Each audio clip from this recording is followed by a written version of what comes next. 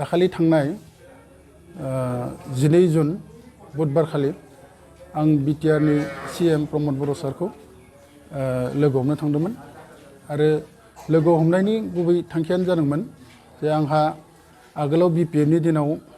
Scheme मावनाय दंमोन 40 लाखनि बे स्किमनि बिलनि थाखाय आङो प्रमद सारजों सावरायनो होनना थांनायावनो बिथांमोना आंखौ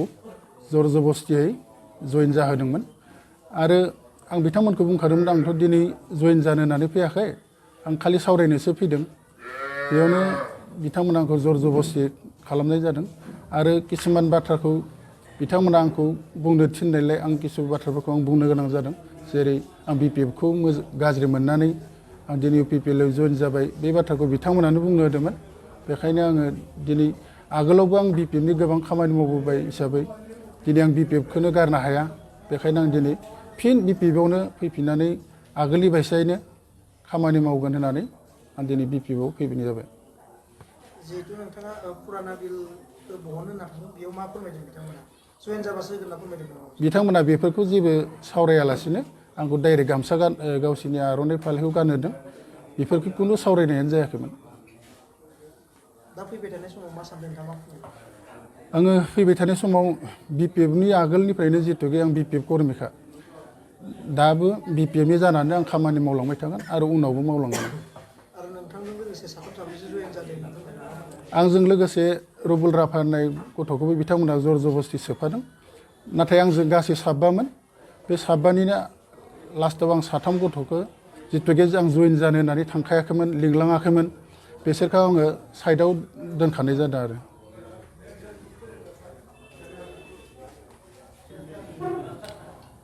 दिनैनि प्रेस मिटनि गुबै थांखिया बेखिनियानोमोन बेखिनियावनो दिनैनि बे प्रेस मिटखौ फोजोबबाय होननानै फोरमायनाय जाबाय दिनै जोङो कख्लाबारि ब्लक बिपिएफनि सिमलायाव थानाय जोंनि गाहाय मावख'आव खौरांगिरि मेल खुंदों बेनि गुबै जाहोना जाबाय थांनाय 12 जुन बुधबार खालि जोंनि कख्लाबारि ब्लक बिपिएफ इउथ बिपिएफनि इनचार्ज प्रेसिडेन्ट वर्किं प्रेसिडेन्ट बिथां सोगोमसार बर' 7 एलियास 7 बर' बिथाङा जोंनि जायगानिनो एमसिएलए कख्लाबारि ब्लक कख्लाबारि समस्तिनि एमसिएलए अन्टु बर' बिथांनि दैदेननायाव प्रमद बर' बिथांजों बिटिसिनि सिगांनि बिथांनि स्किमफोरनि सायाव सावरायनो थांनायाव बिथांखौ जइन जाहोदोंमोन माखासे खोथा बुंनानै बिथांखौ फुस्लायनानै नाथाय बिथां सोमावसार बर'आ सोगोमसार बर' बिथाङा जोंनि एखेबारे फुराना कर्मि सिगांनिफ्रायनो मावबोबाय थानाय आरो सेंग्रा आफादनि इउथनि बिबानगिरि महरै बिथाङा गोबाव सम खामानि मावबोबाय थादोंमोन बिथाङा बिथांनि गोसो गोरबोआव बिपिएफ दोलोआ बा बिपिएफ दोलोनि मावनायफोरा बिपिएफ दोलोनि सान्थौ गासैबो हाबनानै दङ दा बिथाङा दिनै 12 तारिखआव जइन जानायनि उनाव 13 तारिखनिफ्राय बिथाङा जोंजों पुनर कन्टेक्ट खालामफिनो जे आङो बहाय फैनानै मोजां मोनाखै आङो पुनर नोंथांमोनजोंनो थांफिननानै हाग्रामा महिलारि बिथाङा दैदेननाय दोलोआवनो थानानै खामानि मावफिननो गोसो गतिके आङो थांफिनगोन नोंथांमोना आंखौ एक्सेप्ट खालामनानै लाफिननांगौ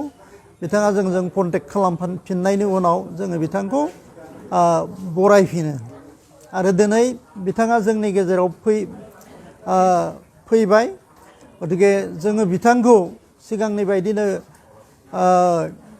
बरायफिनबाय जे बिथाङा जोंनि दोलोआवनो थानानै एखे बिबानावनो थानानै बिथाङा पुनर खामानि मावफिननायनि खाबु जोङो दिनै होफिनदों आरो बे थांखियावनो जोङो दिनैनि बे खौरांगिरि मेलखौ जोङो खुंदों दा गुबै बाथ्राफोरखौ गावनि खुगाजोंनो बिथां सोमावसार बर'आ नोंथांमोननि सिगाङाव सोगोमसार बर'आ नोंथांमोननि सिगाङाव बुंफोरथिनानै होगोन बिथांखौ आङो रायजोनि सिगाङाव गाव मा जाहोनाव UPPL आव थांदोंमोन आरो दिनै मानो फैफिनखो बे गुबै बाथ्राफोरखौ बुंना लानो थाखाय बिथांखौ जोङो दिनै प्रेस मिटनि गेजेरजोंनो बुंनो थाखाय खावलायदों।